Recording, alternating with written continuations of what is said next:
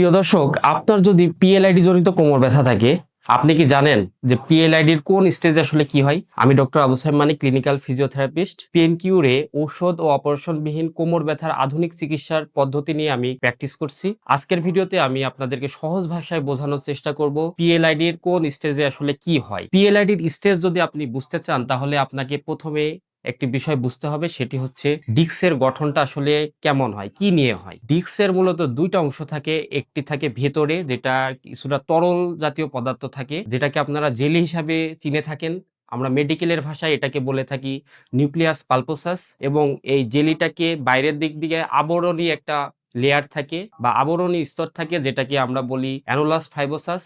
প্রসঙ্গত বলে রাখি, এই অ্যানুলাস ফাইবোসাসের কিন্তু 15 থেকে 20টা লেয়ার থাকে, যার ভেতরেই কিন্তু ডিস্কের যে জেলি পদার্থ আছে এটা আবদ্ধ থাকে। যদি এই ডিস্কের আবরণের কিছু অংশ দুর্বল হয়ে যায়, কিছুটা ছিঁড়ে গিয়ে ভিতরের জেলিটা যদি একপাশে চাপ দিয়ে নার্ভকে কম্প্রেশন করে, অথবা এই বাইরের আবরণটা পুরোপুরি ছিঁড়ে গিয়ে জেলিটা বাইরে বের হয়ে নার্ভ রুটে কম্প্রেশন করে, এই অবস্থাকে আমরা বলে থাকি পিএলআইডি। পিএলআইডির মোট 4টা স্টেজ আছে। স্টেজ 1, যেটাকে আমরা বলছি ডিস্ক ডিজেনারেশন বা ডিহাইড্রেশন। এই স্টেজে ডিস্কের ভেতরের যে তরল পদার্থ আছে এগুলো শুকিয়ে আসে, ডিস্কের উচ্চতা স্বাভাবিকের চেয়ে কমে আসে এবং ভেতরের দিকে ডিস্কের আবরণের 25% পর্যন্ত দুর্বল হয়ে যায়।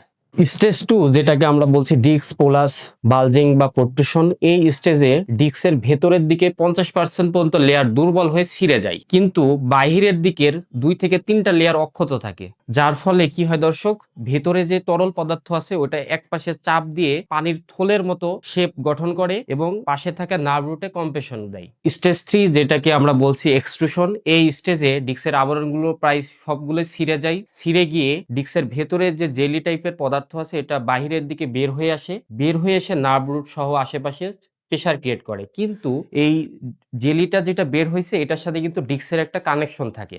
স্টেজ 4, যেটাকে আমরা বলি সিকুয়েস্ট্রেশন। এই স্টেজে যেটা হয় প্রিয় দর্শক, ডিস্কের আবরণ তো পুরোপুরি ছিঁড়েই যায়, ছিঁড়ে গিয়ে জেলিটা বাহিরের দিকে বের হয়ে আসে এবং আশেপাশে ছড়িয়ে ছিটিয়ে যায়, এবং এই যে জেলটা বের হলো এটা কিন্তু আর ডিস্কের সাথে কোনো কানেকশন থাকে না। প্রিয় দর্শক, পরবর্তী ভিডিওতে আমরা জানবো লক্ষণ দেখে কিভাবে আপনি বুঝবেন যে আপনার পিএলআইডি আসলে কোন স্টেজে আছে।